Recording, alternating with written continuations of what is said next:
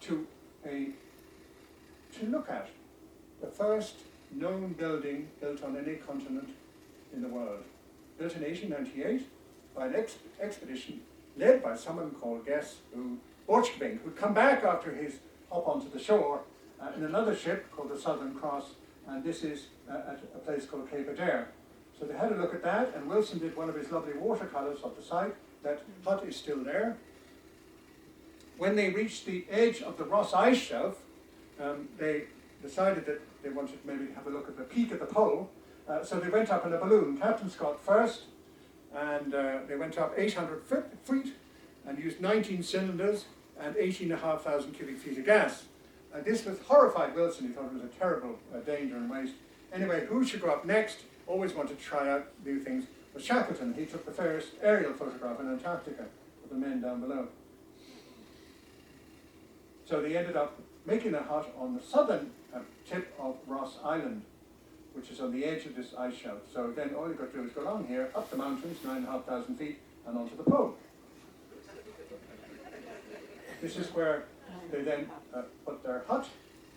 And just for future reference, when Shackleton came back in his own, Cape Royds is here, further north, and then Scott's second hut was Cape Evans on his final journey. Anyway, that's the ship there. This is a photograph which was taken in the 1970s of the inside of the Discovery hut. They actually spent most of the time living on the ship, and the hut was actually only about 2 degrees warmer than the outside air. It was not a very good cozy construction. Here's Shackleton going out looking for vitamin C, and then back in for a nice cup of tea with the other officers on the ship. And here's a map that Shackleton made showing the Discovery in here, and in fact, yes, and then eventually they got stuck in by the ice, but that's another.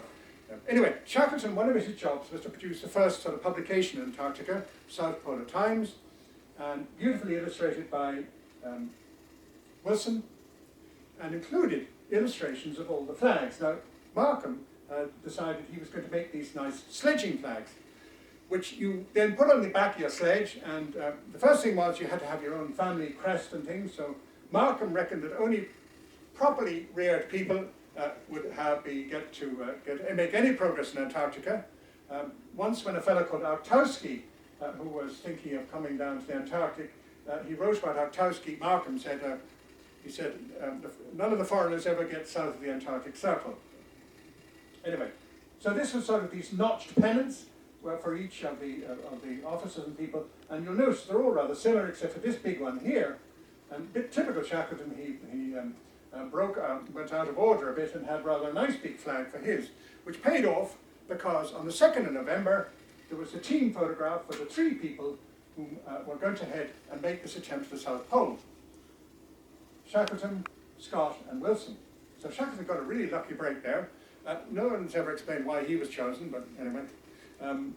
He was extremely friendly at that time with Edward Wilson. But you see, whose pennant shows up, whose flag? Shackleton, with our lozenge buckles, etc. And a couple of years ago, when the British Queen Mother was 100, they printed a stamp, which actually wasn't published, which 1912, Scott reaches the South Pole. And Shackleton would have loved that photograph. Sorry, the quality is not very good. I copied it from a newspaper. And it's not photoshopped or anything. This is Shackleton, Scott and Wilson, about 10 years earlier, and of course whose flag shows up at Shackleton's. Anyway, that wasn't actually offered for sale, but it was a very large philatelic mistake. Wilson's thing. And of course, for the journey south, one of the key inventions which had assisted Borchgrevink as well was the invention of the primus and the stoves for making up their hoosh, their stew, their pemmican with the biscuits and the melted snow. Anyway, to move quickly along there, the 3 of them reached a new further south, but they're still only halfway to the South Pole.